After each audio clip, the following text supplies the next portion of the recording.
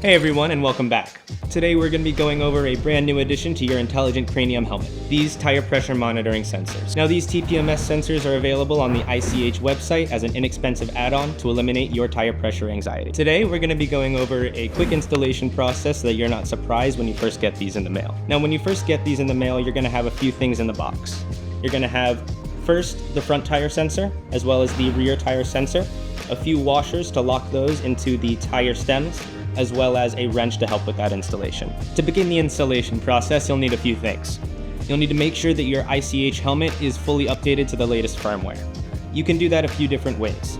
One will be through the Intelligent Cranium Rider app on your phone, and that will be through the firmware section in the settings.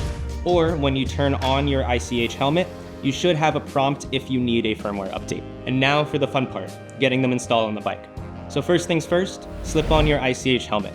Navigate all the way to the right on the menu, and if your firmware is updated, you should see a TPMS option. Once you open that option, you will open a settings menu, and you'll be able to enable pairing for either the front or rear sensor. Make sure to slip on the washer before you screw on the TPMS sensor and use the included wrench to tighten it against the TPMS sensor.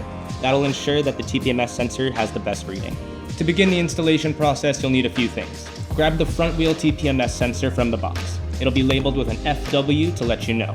Make your way over to the front wheel and make sure that you also bring one of the included nuts and the included wrench. To install the rear wheel TPMS sensor, you'll do exactly the same thing.